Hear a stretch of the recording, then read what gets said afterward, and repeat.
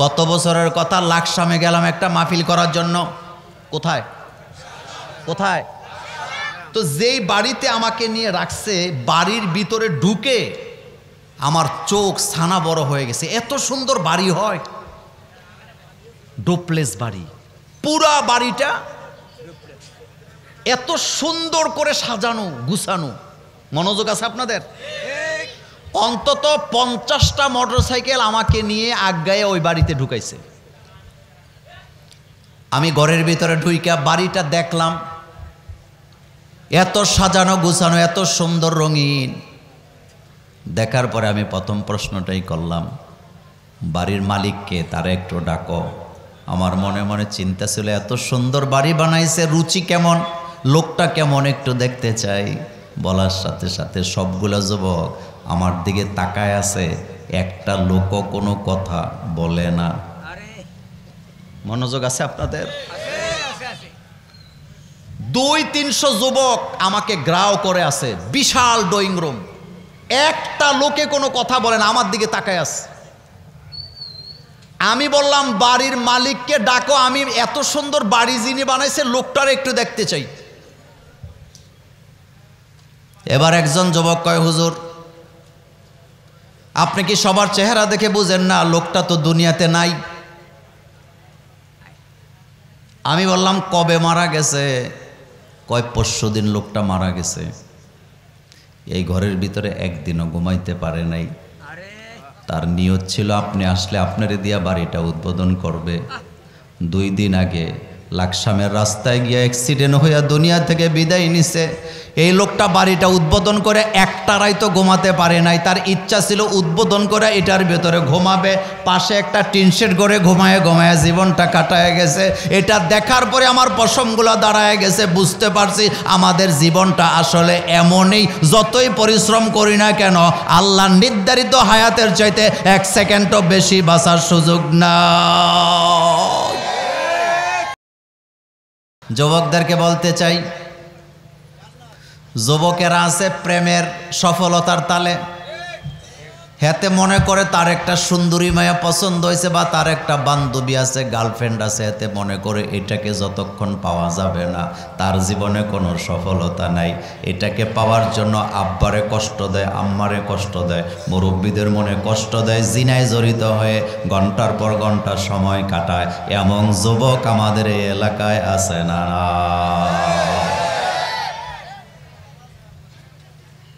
ওয়ালা মুত্তাখিজাতি আখদান। ও কলিজার যুবকেরা, একজন নারীকে বিয়ে করা এটা কখনো সফলতা হতে পারে না। বরং তুই যদি প্রেম করে বিয়ে করে থাকস, মা বাপরে যদি কষ্ট দিয়ে থাকস, তোর জীবনে তুই সফলতার মুখও দেখার কোনো সম্ভাবনা নাই। কারণ আব্বা আম্মারে কষ্ট দিয়া কোনো কাজে সফল এবং সুফল পাওয়া যায় না।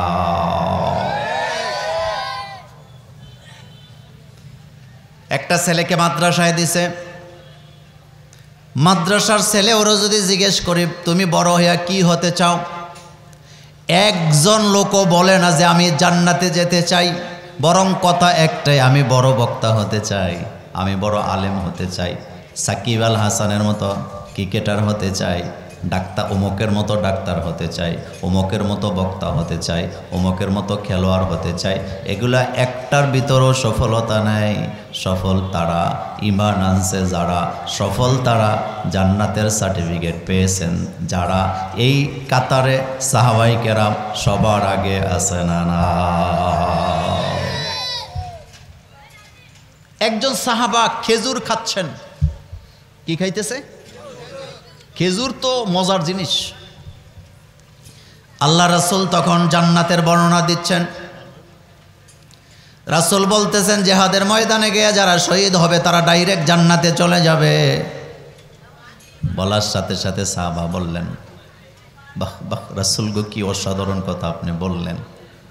রাসূল গো, আমি যদি জিহাদের ময়দানে যাই, আমি যদি শহীদ হই, আমি কি ডাইরেক্ট জান্নাতে চলে যাব? আল্লাহ রাসূল বলেন, হ্যাঁ, জিহাদের ময়দানে গেলে তুমি জান্নাতে চলে যাবা। একথা বলার সাথে সাথে সাহাবা হাতের খেজুরগুলা খায় নাই, এত মজা লাগতেছিল। খেজুরগুলাকে ছুঁড়ে দিয়া জিহাদের ময়দানে দৌড়াইতেছেন।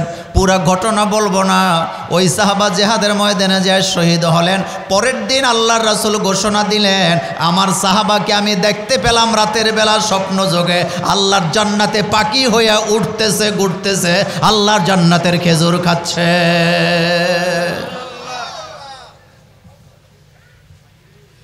একটা হালের গরু কিনছেন, বলদ কিনছেন দুইটা, অথবা লাঙ্গল কিনছেন, এটা দিয়ে আপনি সফলতা অর্জন করতে পারবেন না। ছেলে মেয়েকে এমএ পাস করাইছেন, এটার নাম সফলতা নয়। সফলতা অর্জন করতে হলে জান্নাতে যাওয়া লাগবে। হযরতে বাইজিদ বুস্তামি রাহিমাহুল্লাহ, সুলতানুল আরিফিন যাকে বলা হয়, একজন মুশরিক তাকে জিজ্ঞেস করলেন, বাইজিদ তুমি ভালো নাকি আমি ভালো? আমি আর আপনি যদি হইতাম বলতাম, বেটা আমি মুসলমান, আর তুই হইলি ডেডায়া, তোর সাথে আমার কোনো তুলনা নাই। কিন্তু বাইজিদ বুস্তামির মতো আল্লাহর ওলি, তিনি কয় এত কঠিন প্রশ্ন করলে জবাব দেবো কেমনে? মনোযোগ আছে আপনাদের? তিনার মতো লোকে বলতেছে এত কঠিন প্রশ্ন করলে জবাব কেমনে দেই? মুশরিক বলেন, আপনি বলে দেন, আপনি ভালো না আমি ভালো, বলে দিলেই তো হইল।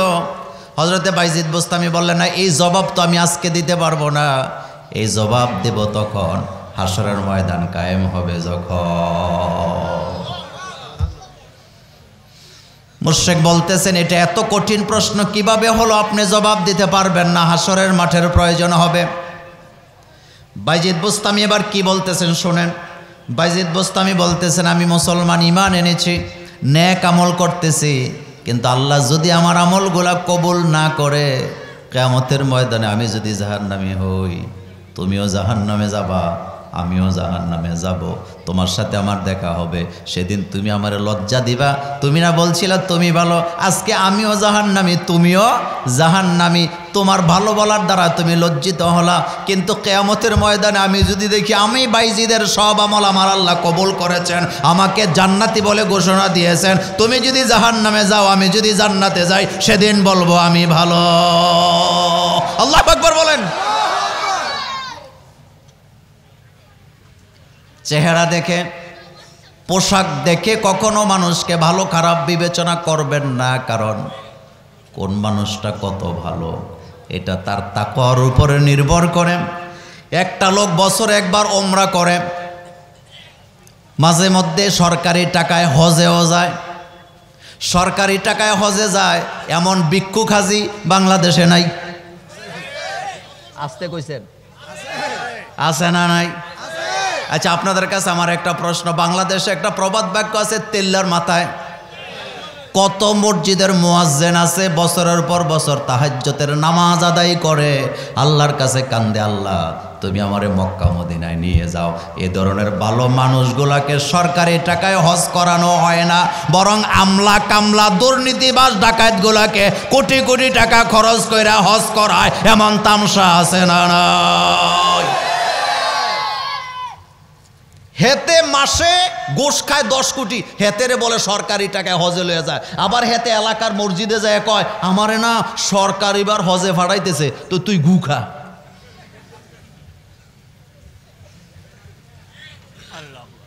কথা সত্য না মিথ্যা?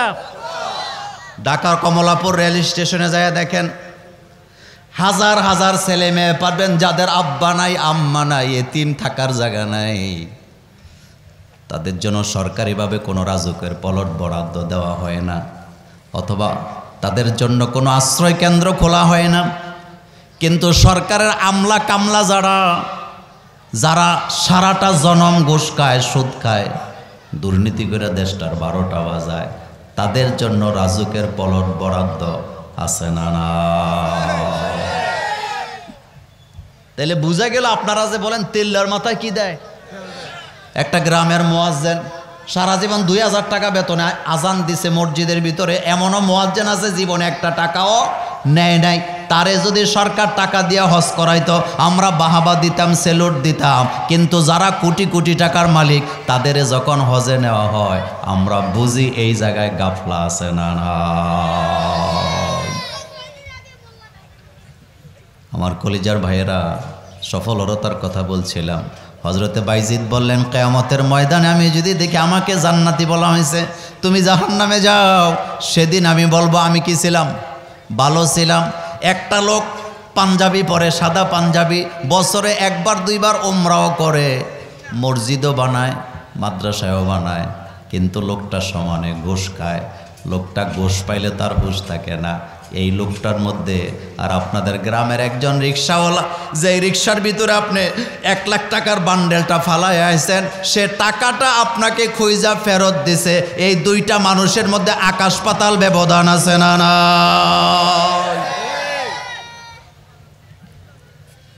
গোশকুরের উমরা, গোশকুরের মসজিদ বানানো, মাদ্রাসা বানানো আল্লাহর কাছে 1.5 পয়সার দাম নাই, কিন্তু একটা রিক্সাওয়ালা আপনার 10 টাকা ফেরত দিছে, এটা আল্লাহর কাছে অনেক প্রিয়। কোনো সন্দেহ আছে? সফলতার কথা বলছিলাম যুবক। এই মাহফিলে অনেক যুবক পাওয়া যাবে যারা পাসপোর্ট রেডি করে রাখছে, হেতে চিন্তা করতেছে আমি বিদেশ গেলে সফল, বিদেশ যে একটা বাড়ি বানাইতে পারলে সফল। আসলে মোমেনদের এই জায়গায় সফলতা নাই। আল্লাহ রব্বুল আলামিন মোমেনরা কোন কোন জায়গায় সফল এবং কোন কোন জায়গায় গেলে পরে মোমেন সফল হবে, এই ব্যাপারে আল্লাহ রব্বুল আলামিন কি সুন্দর করে আমাদেরকে বলছেন। বিসমিল্লাহির রহমানির রহিম। কদ আফলাহাল মুমিনুন, অবশ্যই মোমেনেরা সফল। কারা সফল? মোমেনরা সফল। কদ, নিশ্চয়ই, কদ আফলাহা, নিশ্চয়ই সফল তারা, আল মুমিনুন, যারা ঈমান এনেছে। ফালাহুন শব্দের অর্থ হলো কৃষক। বলেন কি? কৃষকের হাতের কামাই হালাল না হারাম? 100% হালাল। কিন্তু কৃষক হালাল জিনিসটা নষ্ট করে আইল ঠেইলা। কথা কন না কে? বাংলাদেশের জমিনের আইল একটাও ঠিক নাই, বাড়ির সীমানা একটাও। কথা কন না কে? এ কথা সত্য না মিথ্যা? যারা দখল করে রাখছে 10 বার আমিন আনলেও তারা ওই দখলদারিত্ব ছাড়তে চায় না। এমন হাজি, এমন টুপিওয়ালা দাড়িওয়ালা মুসল্লি আমাদের বাড়াই গ্রামে না।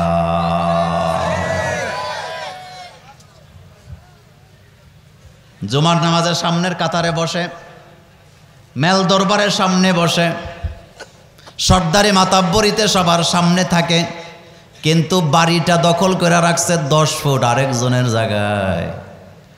এমন সর্দার নেই। আল্লাহ পাক বলছেন কদ আফলাহাল মুমিনুন, মুমিনেরা সফল। খেয়াল করেন, কৃষক, কৃষকের কথা বলা হয়েছে, কৃষক বলা হয় যারা জমিকে চাষ করে, জমিনে যখন চাষাবাদ করে 3 মাস পরে যখন ফসল পায়, হৃদয়ের মধ্যে আনন্দ আছে না নাই? যারা ঈমান আনছে তারা যখন ঈমানের স্বাদ পায়, তাদের হৃদয়ের ভিতরও বসন্তের আমেজ আছে না না? আপনি জীবনে কারো ক্ষতি করেন নাই, কারো সম্পদ আপনি বক্ষণ করেন নাই, কারো জায়গা দখল করেন নাই, মিথ্যা কথা বলেন নাই, কাউকে ঠকান নাই, ভাইকে ঠকান নাই, বোনকে ঠকান নাই, বন্ধু বান্ধবকে ঠকান নাই। আপনার হৃদয়ে যে উৎফুল্লতা থাকবে, আপনার কলিজার ভিতরে সব সময় বসন্তের হাওয়া বইতে থাকবে, কারণ আপনার কলিজার ভিতরে ঈমান ঠিক আছে। কিন্তু আপনি দুর্নীতি করে ডুপ্লেক্স বাড়ি বানাইছেন, এই বাড়িতে আপনি ঘুমাইতে পারবেন ঠিক, কিন্তু আপনি শান্তি পাবেন না। এমন অশান্তির বাড়িঘর আমার বাংলাদেশে আছে না নাই? গত বছরের কথা, লাকসামে গেলাম একটা মাহফিল করার জন্য। কোথায় কোথায়? তো যেই বাড়িতে আমাকে নিয়ে রাখছে, বাড়ির ভিতরে ঢুকে আমার চোখ ছানা বড় হয়ে গেছে। এত সুন্দর বাড়ি হয়, ডুপ্লেক্স বাড়ি, পুরা বাড়িটা এত সুন্দর করে সাজানো গুছানো। মনোযোগ আছে আপনাদের? অন্তত 50টা মোটরসাইকেল আমাকে নিয়ে আগায়ে ওই বাড়িতে ঢুকাইছে। আমি ঘরের ভিতরে ঢুইকা বাড়িটা দেখলাম, এত সাজানো গুছানো, এত সুন্দর রঙিন। দেখার পরে আমি প্রথম প্রশ্নটাই করলাম, বাড়ির মালিককে, তারা একটু ডাকো। আমার মনে মনে চিন্তা ছিল, এত সুন্দর বাড়ি বানাইছে, রুচি কেমন, লোকটা কেমন একটু দেখতে চাই। বলার সাথে সাথে সবগুলা যুবক আমার দিকে তাকায় আছে, একটা লোকও কোনো কথা বলে না। মনোযোগ আছে আপনাদের? 200-300 যুবক আমাকে গ্রাও করে আছে, বিশাল ড্রয়িং রুম, একটা লোকে কোনো কথা বলে না, আমার দিকে তাকায় আছে। আমি বললাম বাড়ির মালিককে ডাকো, আমি এত সুন্দর বাড়ি যিনি বানাইছে লোকটার একটু দেখতে চাই। এবার একজন যুবক কয়, হুজুর আপনি কি সবার চেহারা দেখে বুঝেন না লোকটা তো দুনিয়াতে নাই? আমি বললাম কবে মারা গেছে? কয় পরশুদিন লোকটা মারা গেছে। এই ঘরের ভিতরে একদিনও ঘুমাইতে পারে নাই। তার নিয়ত ছিল আপনি আসলে আপনারে দিয়া বাড়িটা উদ্বোধন করবে। 2 দিন আগে লাকসামের রাস্তায় গিয়ে অ্যাক্সিডেন্ট হইয়া দুনিয়া থেকে বিদায় নিছে। এই লোকটা বাড়িটা উদ্বোধন করে একটা রাত ঘুমাতে পারে নাই। তার ইচ্ছা ছিল উদ্বোধন করে এটার ভেতরে ঘুমাবে, পাশে একটা টিনশেড করে ঘুমায় ঘুমায় জীবনটা কাটায় গেছে। এটা দেখার পরে আমার পশমগুলো দাঁড়ায় গেছে, বুঝতে পারছি আমাদের জীবনটা আসলে এমনই, যতই পরিশ্রম করি না কেন আল্লাহ নির্ধারিত হায়াতের চাইতে 1 সেকেন্ডও বেশি বাঁচার সুযোগ না।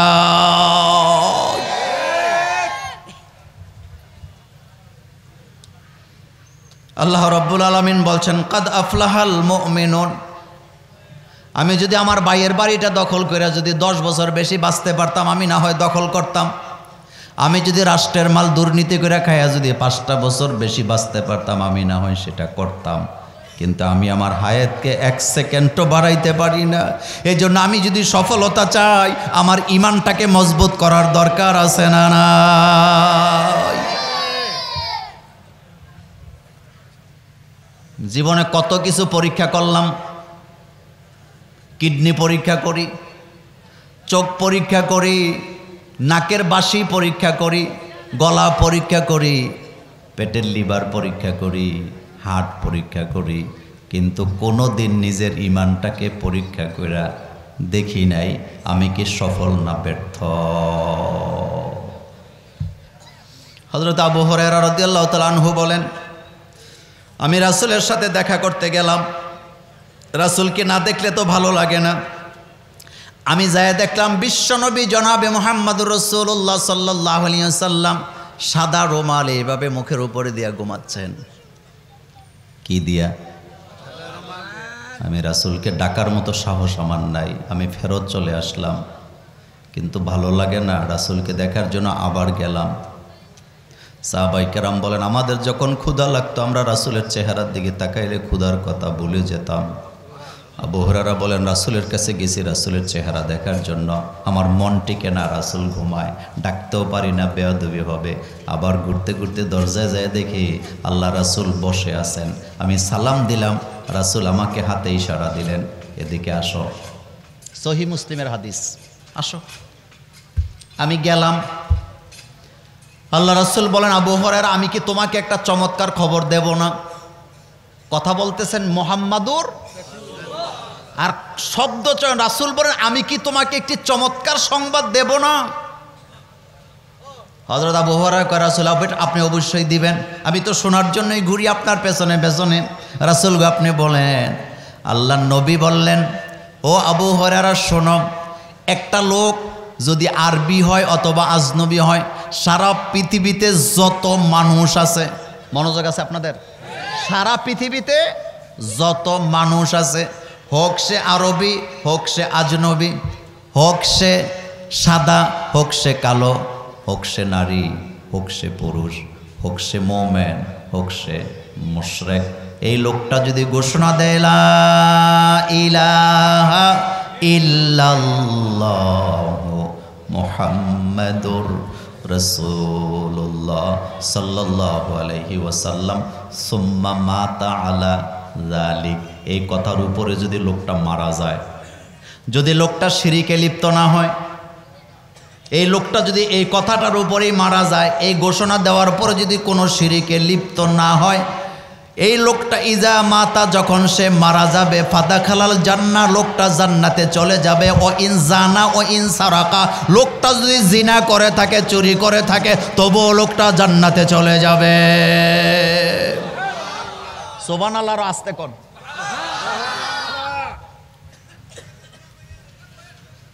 হযরত আবু হুরায়রা বলেন, আমি আশ্চর্য হয়ে গেলাম, রাসূলকে জিজ্ঞেস করলাম, রাসূল গো, লোকটা যদি জিনা করে, চুরি করে, তবুও কি লোকটা জান্নাতে চলে যাবে? আল্লাহর নবী বললেন, হ্যাঁ, লোকটা যদি এই কথার উপরেই মারা গিয়ে থাকে, লোকটা অবশ্যই জান্নাতে চলে যাবে। কয়বার বলছে কথা? জোরে বলেন। রাসূল কি আমার মতো মোল্লা? কথা কয় না। রাসূল কি মুস্তাক ফয়েজের মতো বক্তা? রাসূল তো রাসূল, রাসূল যা বলে কার কথা? মোহাম্মদ হারগিজ না গুফতা, তা না গুফতা জিবরাইল, জিবরাইল হারগিজ না গুফতা, তা না গুফতা রব্বুল জলিল, মা ইয়ান্তিকু আনিল হাওয়া ইন হুয়া ইল্লা ওয়াহিয়ুই ইউহা। আমার নবী নিজের থেকে কোনো কথাই বলে না, নবী বলে কার কথা? আবু হুরায়রা বলেন, আমি আশ্চর্য হয়ে রাসূলকে আবার তৃতীয়বার প্রশ্ন করলাম, রাসূল গো, লোকটা যদি জিনা করে, চুরি করে থাকে, তবুও কি লোকটা জান্নাতে চলে যাবে? আল্লাহর নবীর চেহারা মোবারক গোস্সায় লাল হয়ে গেল। নবীজি বলেন, আবু হুরায়রা, আমি নবী বলতেছি লোকটা জান্নাতি, বারবার প্রশ্ন করার দরকার নাই, অবশ্যই লোকটা জান্নাতি।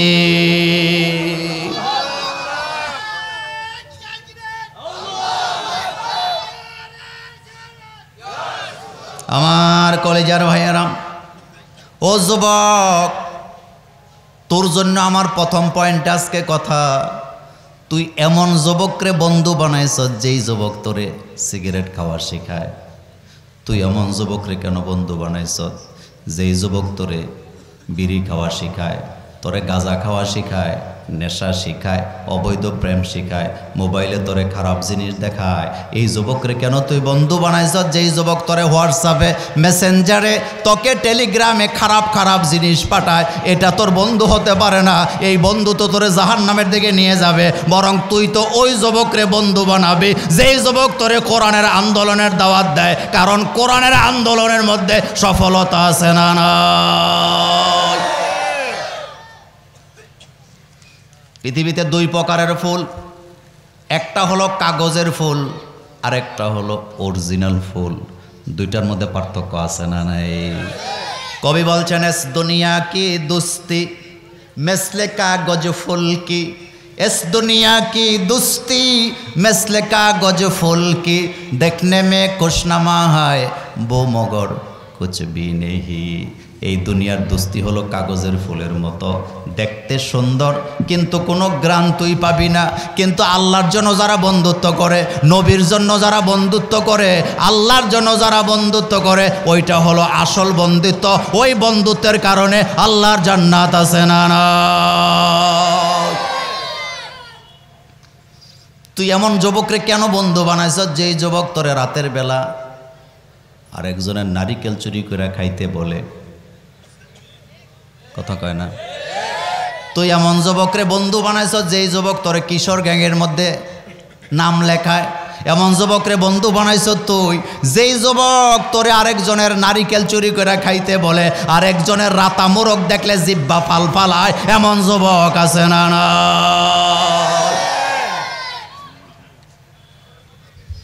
একটা পরিবার অনেক কষ্ট করে একটা রাতা মোরগ লালন পালন করছে। রাতারে আপনারা কি বলেন? কথা কয় না? একজনে দেখা কয়, দোস্ত বন্ধু দেখছ তুই লেজটা বাঁকা হয়ে গেছে, শরীরের মধ্যে রাতার তেল হয়ে গেছে।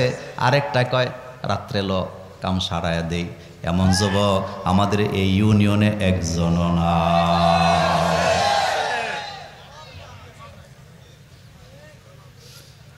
রাসূলুল্লাহ সাল্লাল্লাহু আলাইহি ওয়াসাল্লামের বাল্যবন্ধু আবু বকর সিদ্দিক রাদিয়াল্লাহু তাআলা আনহু, রাসূল যখন আবু বকরের কাছে নবুয়তের দাওয়াত নিয়ে গেছিলেন, আবু বকর তো বলতে পারতো, মুহাম্মদ সাল্লাল্লাহু আলাইহি ওয়াসাল্লাম, এক বিছানায় তোমার সাথে ঘুমাইছি, এক মাঠে খেলা করছি, একসাথে বড় হয়েছি, তোমার মধ্যে তো এই খারাপ জিনিস দেখছি, তুমি নবী হইলা কেমনে?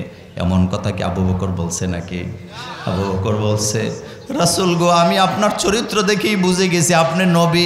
আপনার মতো চরিত্র আমার জীবনে আমি দেখি নাই। আপনি আমার বাল্য বন্ধু, কিন্তু আপনি যে আল্লাহর নবী আমার কোনো সন্দেহ নাই। আল্লাহু আকবার। যুবকদের ব্যাপারে এই পয়েন্টে কথাটা শেষ করতে চাই। অবৈধ প্রেমে জড়ায়া জীবনটারে নষ্ট করে দিস না, কারণ অবৈধ প্রেম আছে যেখানে মুসিবত আছে। আস্তে কইছে মুসিবত আছে না নাই? मोहब्बत में मुसीबत है ये कुदरत की हकीकत है, जहाँ बिजली बरसती है वही बिजली चमकती है। ভালোবাসা যেখানে বিপদ আছে, আরো জোরে বলে, বৃষ্টি আছে যেখানে বজ্রপাত সেখানে আছে না না? বিয়ার আগে প্রেম করবি যারা, নিশ্চিত সেকা খাবি তুই। সেকা খাইলে ডিপ্রেশনে যাবি, ডিপ্রেশনে গেলে তোর ছাত্র জীবনটা ধ্বংস হবে, ছাত্র জীবন ধ্বংস হইলে তুই নেশা ধরবি, নেশা ধরার পরে তুই ডিপ্রেশনে আরো ভুগতে ভুগতে একটা সময় জীবনটা ধ্বংস কইরা আত্মহত্যা করার সম্ভাবনা আছে না না?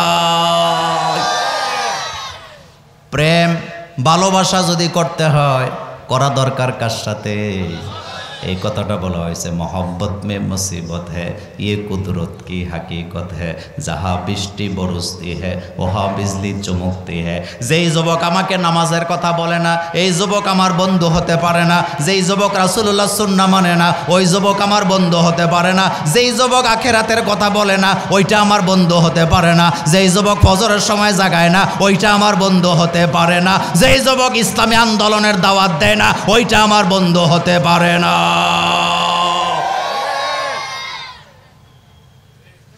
যেই যুবক আমার প্রেমে সাপোর্ট করে, ওইটাও আমার বন্ধু হতে পারে না। কারণ তে যদি আমার বন্ধু হইতো, তা আমারে বুঝাইতো যে এটা জিনার মধ্যে জড়াইস না। এই ব্যাপারে কথা শেষ। সফলতা কোন জায়গায়? ইমানের মধ্যে। বলেন কিসের মধ্যে? আল্লাহ পাক বলছেন কাদ আফলাহাল মুমিনুন। এবার মুরব্বীদের জন্য একটা কথা বলি, সফলতা বলতে আপনি কি বোঝেন? সফলতা বলতে মনে করতেছেন আপনার বাড়ির পাশের সব জমি আপনি কিনা লাইবেন?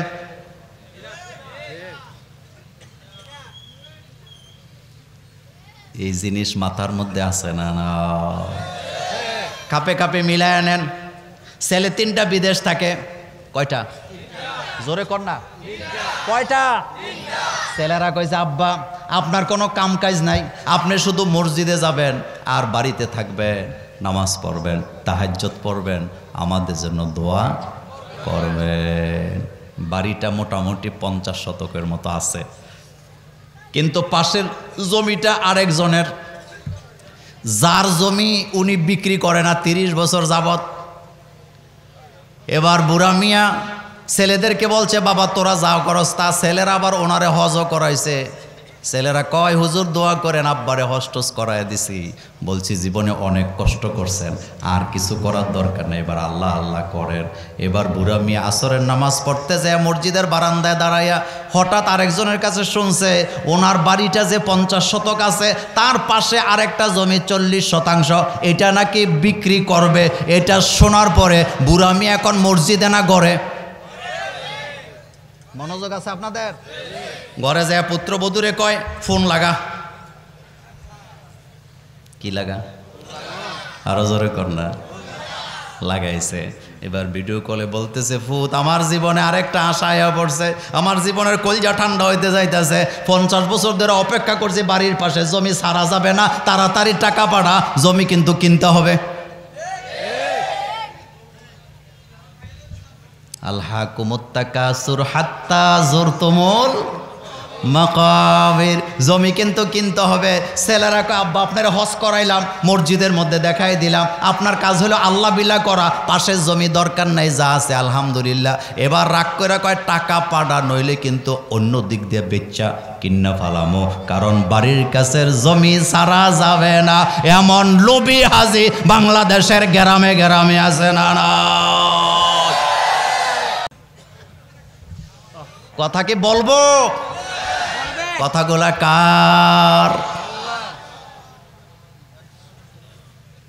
যতটুকুন আপনার আছে আপনি যতক্ষণ পর্যন্ত আলহামদুলিল্লাহ শব্দটা বলতে না পারবেন, আপনি ততক্ষণ পর্যন্ত সুখী হতে পারবেন না। যত চাইবেন তত আপনার মনকে শক্ত করে দিবে কে? আপনি যদি সুখী হতে চান, আজকে পর্যন্ত যতটুকু সম্পদ আছে, একেবারে না থাকলে ভিন্ন কথা, আপনি বাড়াবেন, আমি নিষেধ করি না, যতটুকু লাগে অতটুকুন। কিন্তু আপনি যদি সুখী হতে চান, যতটুকুন আছে এর বাইরে 1 ইঞ্চিও চাহিদার দিকে যাইয়েন না। আপনি হিসাব করে 1 বছর পরে আমার সাথে দেখা করেন, আপনি বলবেন হুজুর আমার চেয়ে সুখী আর কেউ নাই। কারণ লোভে পাপ, পাপে মৃত্যু হয়, এটা কার কথা? সফলতা বুঝি নাই। ছেলে ডাক্তার হয়েছে, কয় উনি সফল, মিথ্যা কথা, এখনো সফল হয় নাই। ছেলেটা বিদেশ গেছে, একটা বাড়ি বানাইছে, সফল কয় না, আল্লাহ কয় না সফল হও নাই। তো সফল কারা? কদ আফলাহাল মুমিনুন, ঈমান ঠিক রাখছে যারা সফলতা অর্জন করছে তারা। আমাদের ঈমানকে মজবুত করার দরকার আছে না? না। 2 নম্বর আয়াত আল্লাহ পাক বলতেছেন সফল কারা? আল্লাযীনা হুম ফি সলাতিহিম খাশিউন। 2 নম্বরে মোমেন তারা যারা নিজেদের নামাজগুলোকে যত্ন সহকারে পড়ে। আমার কথায় কষ্ট পায়েন না, দাওয়াত তো দিয়েছেন কথা বলার জন্য। আপনাদের এই গ্রামের নাম কি? বারাইয়ের লোক আত্মীয়তা করতে গেছে জুমুরে অথবা কংসনগর অথবা কাবিলায়, লোকেরা জিজ্ঞেস করে বারাই তোমাদের কোন বাড়ি? কয় মসজিদওয়ালা বাড়ি। কি বলে? আমাদের মসজিদওয়ালা বাড়ি, মাদ্রাসাওয়ালা বাড়ি। আত্মীয়তা করতে গেলে লোকেরা যখন দূর দূরান্তে জিগায় বারাই তোমাদের কোন বাড়ি?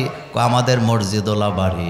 অথচ মসজিদওয়ালা বাড়ির লোকদেরকে মসজিদে 5 ওয়াক্ত আজানের পরে চেহারাও খুঁজে পাওয়া যায় না, এমন বাটপার আছে না? না।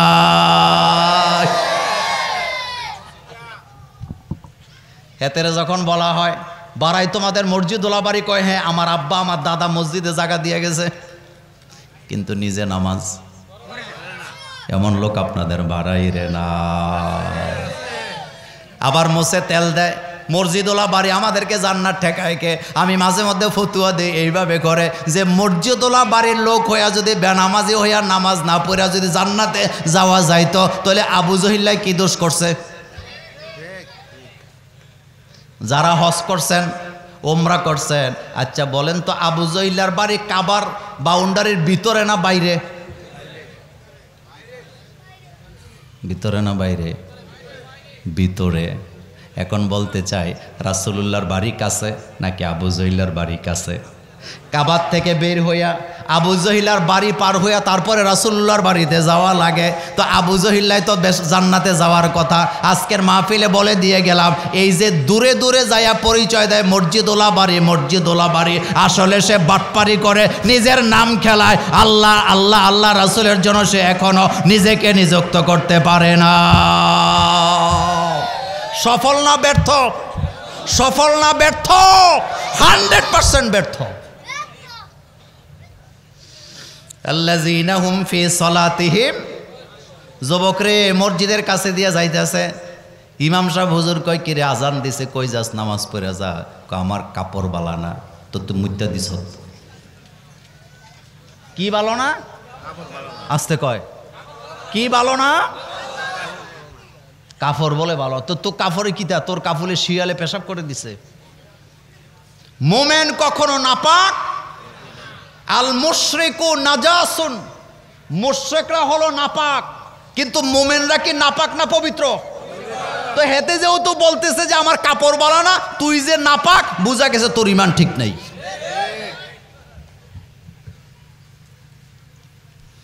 আজান হবে যেখানে, নামাজ হবে। এখন একটা মূল পয়েন্টের কথা বলি। ওযু বেশিরভাগ সময় ধরে রাখতে পারে যুবকরা না মুরব্বীরা? কারা? আলহামদুলিল্লাহ, আমি এখন পর্যন্ত ম্যাক্সিমাম সময় আসরের ওযু দিয়ে আমি এশার নামাজ পড়ি এখন পর্যন্ত।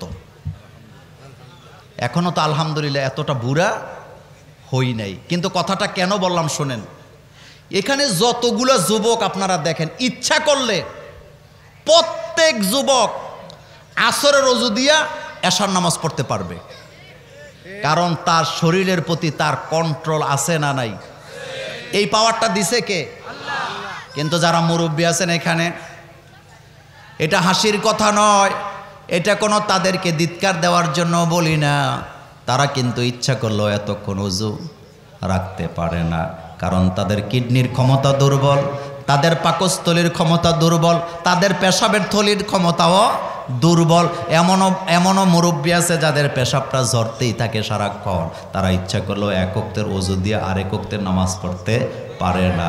অথচ এই মুরব্বীরা দুর্বল হয়ে গেছে, তারা 5 ওয়াক্ত নামাজে 5 বার ওযু করতে পারে। আর আমার মতো, তোমার মতো যুবক যারা আমার সামনে বসে আছো, তুমি ইচ্ছা করলে আসরের ওযু দিয়ে এশাও পড়তে পারো, তাহলে তোমার কাপড় কেন নাপাক থাকবে? তুমিও সবসময় পবিত্র থাকার দরকার আছে না না?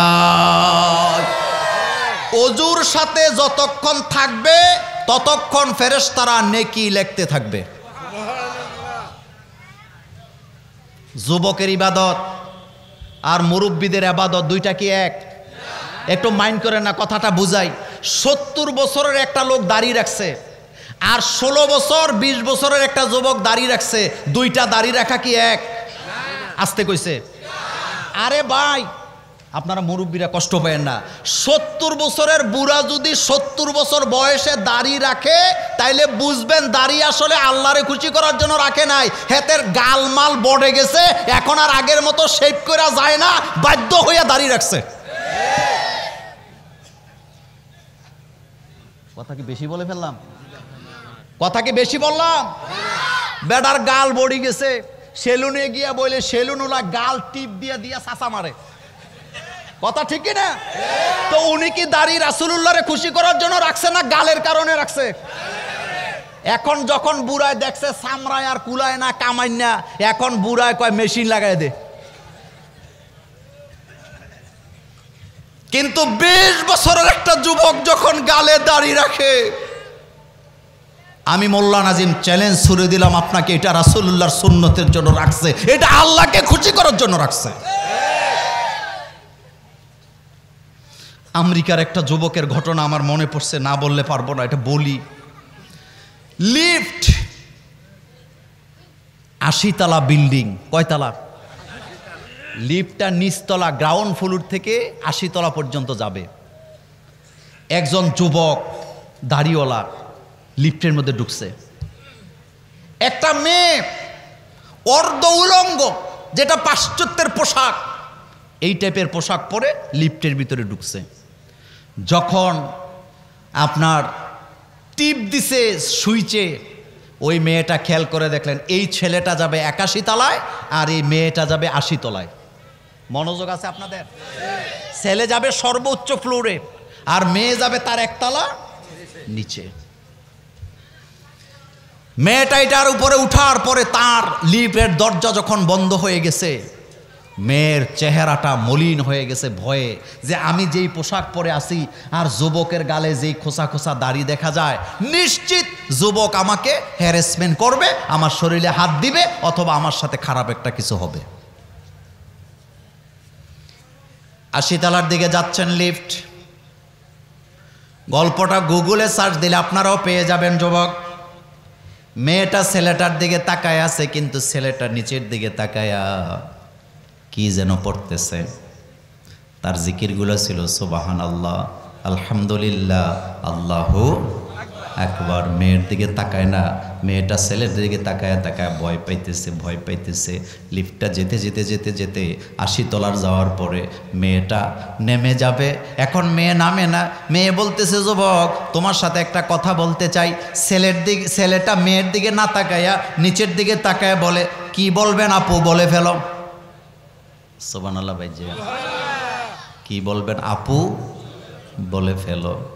মেয়ে বলতেছে যুবক আমেরিকাতে এমন যুবক আছে নাকি আমার মতো ড্রেস পরা সুন্দরী মেয়ে তোমার সামনে লিফটের ভিতরে 80 তলা পর্যন্ত উঠলাম, একবারও তো আমার দিকে তাকাইলা না, নিচের দিকে তাকায় তাকায় কারে ডাকতেছ? আমি আর তুমি ছাড়া তো লিফটের ভিতরে কেউ ছিল না।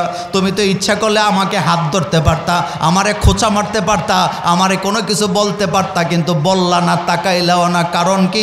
এবার যুবক প্রথম কথাটাই বলতেছে, বোন তুমি ভুল বলতেছ, এই লিফটের ভিতরে আমরা 2 জন ছিলাম না, এই লিফটের ভিতরে ছিলাম আমরা 3 জন। আল্লাহু আকবার বল বেটা। কয়জন? কয়জন?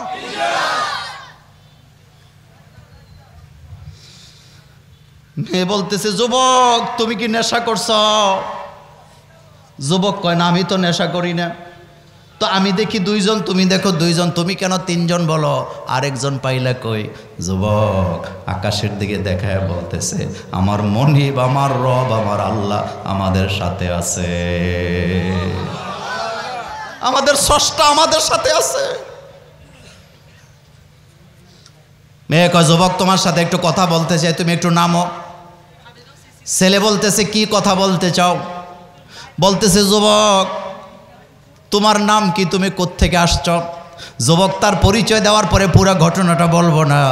মেয়ে বলতেছে, যুবক যেই জিনিস তোমাকে শিক্ষা দিছে, লিফটের ভিতরে আমি আর তুমি না, তোমার সাথে আরো একজন আছে, তুমি যদি আমার দিকে তাকাও উনি তোমারে শাস্তি দিবেন। তুমি যে ওই স্রষ্টাকে চিনছ, ওই প্রেসক্রিপশনটা আমাকে একটু দাও, আমি ওই স্রষ্টাকে চিনতে চাই। এবার যুবক ব্যাগ থেকে বের করে একটা কোরআন মেয়ের হাতে ধরায় দিয়ে বলতেছে, এই কোরআন যদি তুমি পড়ো, এই কোরআন তোমাকে স্রষ্টার কাছে নিয়ে যাবে। আল্লাহু আকবার। কোথায় নিয়ে যাবে? আল্লাহর কাছে নিয়ে যাবে। কারণ কোরআনের প্রথম সূরা আল্লাহর সাথে বান্দার সম্পর্ক আছে না নাই?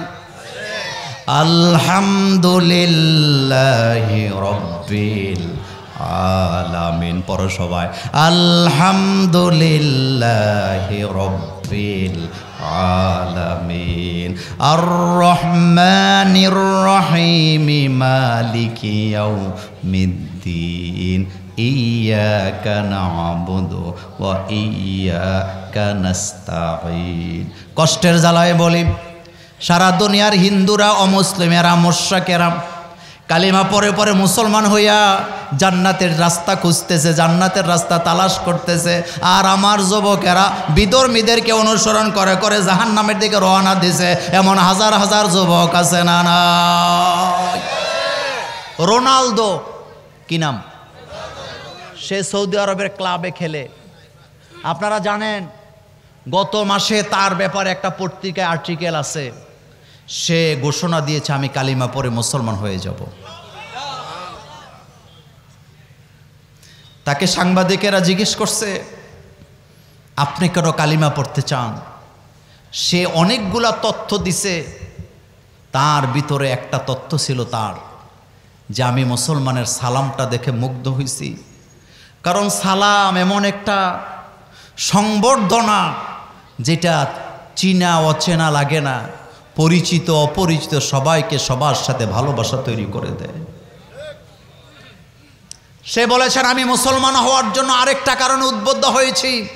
আমি যখন খেলার মাঠে মুসলিম ছেলেদেরকে মাটিতে সেজদা দিতে দেখি, আমার কাছে মনে হয় তারা স্রষ্টার পায়ে সেজদা দিয়ে পড়ে আছে।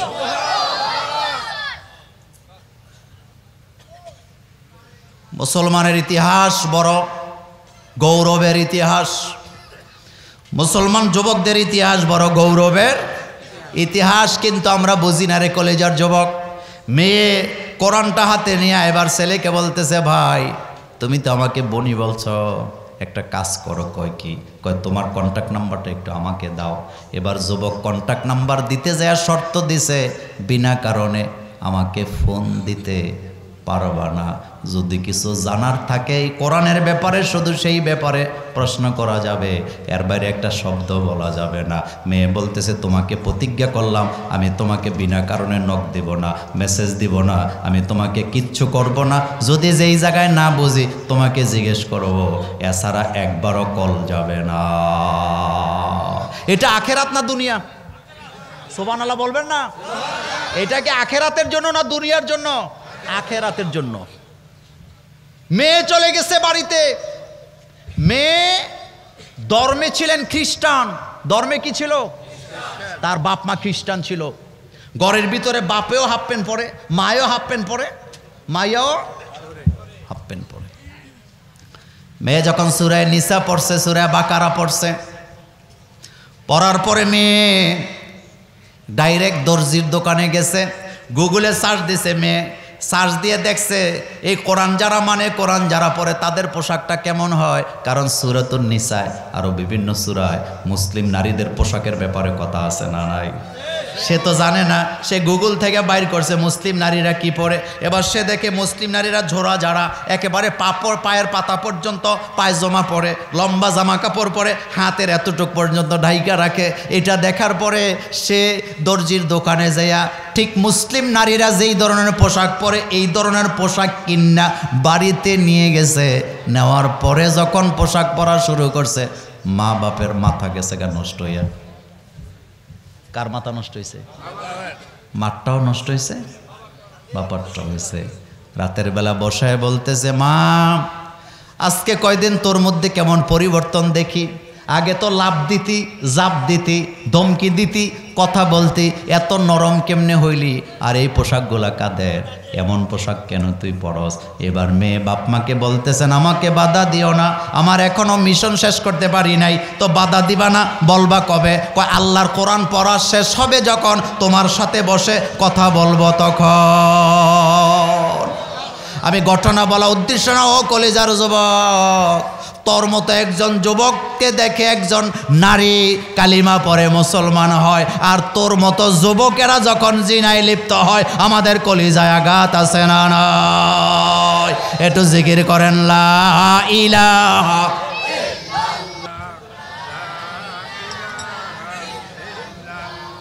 লা ইলাহা ইল্লাল্লাহু মুহাম্মাদুর রাসূলুল্লাহ সাল্লাল্লাহু আলাইহি ওয়াসাল্লাম।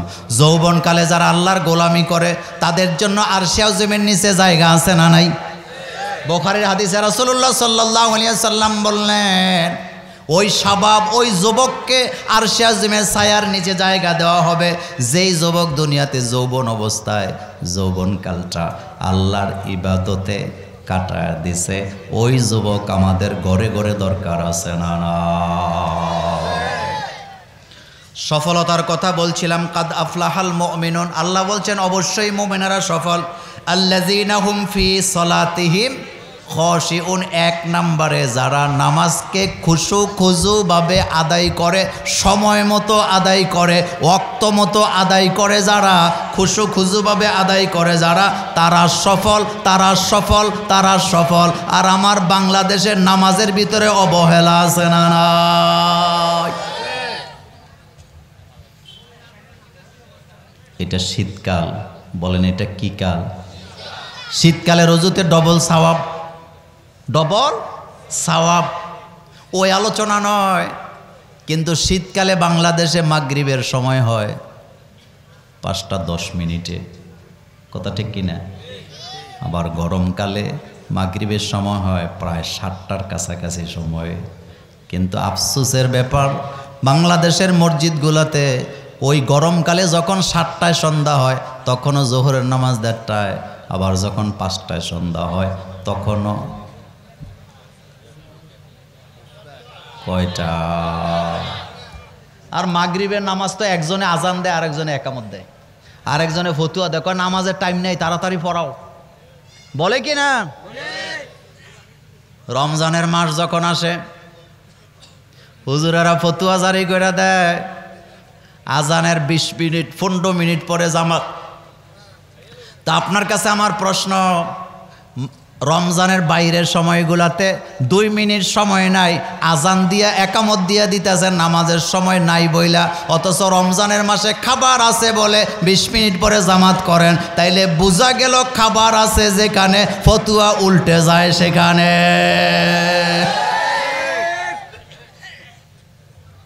আজান এর বাংলা অর্থ হলো আহ্বান করা, ডাকা। কথা ঠিক না? একটা লোক ওই রাস্তার ওই মাথায় আছে, আমি তাকে ডাকলাম, তো ডাকলে সে কি উড়ে উড়ে আসবে না আসার জন্য একটু সময় লাগবে? এখানে আসা পর্যন্ত সময় দেওয়া লাগবে তো নাকি? কিন্তু আপনি তারে ডাক দিছেন নামাজের জন্য আসো, সে রওনা দিছে, আপনি আসার আগে একামত দিয়ে ফেলাইছেন। কথা কি সত্য না মিথ্যা? মুসল্লিদের সাথে জুলুম করা হচ্ছে। আমি আপনাদের অনুরোধ করে যাব, প্রত্যেকটা মসজিদে মাগরিবের আজানের পরে কমপক্ষে 5 মিনিট, বলেন কয় মিনিট? কমপক্ষে 5 মিনিট। কারণ মুরব্বীরা পেশাব করে ওযু করতে তো 5টা মিনিট লাগে, লাগে কি না? আপনি ডাক দিয়েছেন হাইয়া আলাস সালাম, হাইয়া আলাল ফালাহ, আসো নামাজের দিকে, আসো সালাতের দিকে, আসো তোমার কল্যাণের দিকে। তো কল্যাণ যদি থাইকা থাকে আপনি তো তাকে সুযোগ দিবেন আসার জন্য। লোকটা যেন ওযু কইরা পেশাব কইরা ওযু কইরা ধীরস্থিরভাবে যেন মসজিদে আইসা জামাতটা পড়তে পারে, এতটুকু সময় দেওয়ার দরকার আছে না? না, আপনারা অনেকে আছেন সৌদি আরবে ছিলেন, ওমরা করছেন, হজ করছেন, উমরাতে গেছেন, হজে গেছেন। মক্কা মদিনায় মাগরিবের আজানের সাথে সাথে কখনো একামত হয় না, 20 মিনিট 25 মিনিট পরে জামাত শুরু হয়। এগুলা দেখে আইসাও আমার দেশে মুখ বন্ধ। মুখ কি নামাজের জন্য মানুষকে সময় দিবেন, আর নামাজ হবে খুশু খুজু ভাবে। আমি একবার শাহরাস্তি থেকে আসতেছিলাম, রাস্তার পাশে এক মসজিদে নামাজ পড়তে ঢুকছি। সেজদা না দিতে রুকু দিয়ে দেয়, রুকু না দিতে সেজদা দিয়ে দেয়। এরকম ইমাম আছে না? নামাজ আপনি রুকু দিয়ে রুকুতে ছিলেন যতক্ষণ, দাঁড়ায় থাকবেন ততক্ষণ। 2 সেজদা দিয়েছিলেন যতক্ষণ, 2 সেজদার মাঝখানে বসে থাকবেন না, এত সময় নাই। কেরাতটা প্রয়োজনে ছোট করেন, ইমাম যারা আছেন আপনাদের জন্য বলি, কেরাতটা প্রয়োজনে ছোট করেন, কিন্তু রুকু সেজদা যেন সঠিকভাবে হয়। দরকার আছে না নাই? সহিহ মুসলিমের হাদিসে আসছে, আল্লাহ রাসূল বললেন, কোনো ব্যক্তি যদি অজু করে খুশু খুজু ভাবে, হাতের কবজি 3 বার করে দৌত করে, মুখ 3 বার দৌত করছে, হাত কোনো পর্যন্ত 3 বার দৌত করছে, মাথাটা মাসাই করছে, পা টাকনু পর্যন্ত 3 বার ভালোভাবে দৌত করে, এরপরে যদি পরে আশহাদু আল্লা ইলাহা ওয়া আশহাদু আন্না মুহাম্মাদান আবদুহু ওয়া রাসূলুহু, এরপরে যদি মসজিদে ঢুকে 2 রাকাত নামাজ যদি পড়ে, এমন নামাজ যে নামাজে আল্লাহর সাথে তার সম্পর্ক ছিল, ছেলের কথা মনে নাই, মেয়ের কথা মনে নাই, ব্যবসা বাণিজ্যের কথা মনে নাই, বিবির কথা মনে নাই, দুনিয়ার কোনো সম্পদের কথা মনে নাই, আল্লাহকে হৃদয়ে রেখে মাত্র 2টা রাকাত নামাজ যদি আদায় করতে পারে, রাসূল বলেন এই 2 রাকাত নামাজ জান্নাতে যাওয়ার জন্য যথেষ্ট। আল্লাহু আকবার। নামাজ হবে ধীরে নাকি মেশিন দিয়া? ওই আজ করলাম না, সামনে চলে যেতে চাই। আল্লাহ পাক বলছেন, কাদ আফলাহাল মুমিনুন, অবশ্যই মুমিনরা সফল, আল্লাযীনা হুম ফি সলাতিহিম খাশিউন, যারা খুশু খুজু ভাবে নামাজ আদায় করে, ওয়াল্লাযীনা হুম আনিল লাগবি মুরিদুন। এটা গুরুত্বপূর্ণ পয়েন্ট। আল্লাহ পাক বলছেন, যারা বেহুদা সময় নষ্ট করে না। আমাদের মধ্যে বেহুদা সময় নষ্ট আছে না? না, একটা মোবাইলে আমগরে শেষ করে দিছে। বলেন, এটা আমার শেষ কথা, বলেন, একটা মোবাইলে আমাদেরকে শেষ করছে না? এখনো শেষ করে নাই। লেখাপড়ার 12টা বাজাইছে মোবাইল। শোনেন, এখানে অনেক আলেম আছেন, আমার সমবয়সী লোক আছেন।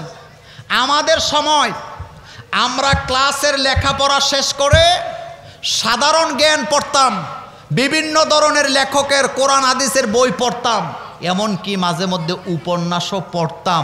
তখন আর উপন্যাসের মধ্যেও কিছু জ্ঞান ছিল নাকি ছিল না? কাসেম বিন আবু বকরের বই মাদ্রাসার ছাত্ররা পড়ে নাই, এমন ছাত্র পাওয়া যাবে না। কিন্তু কথাটা শুনেন, আমাদের সময় আমরা নাহু সরফ পড়ার মধ্যে সময়গুলা ব্যয় করছি, বিভিন্ন লেখকের তাফসির পরে পরে সময়গুলা ব্যয় করছি।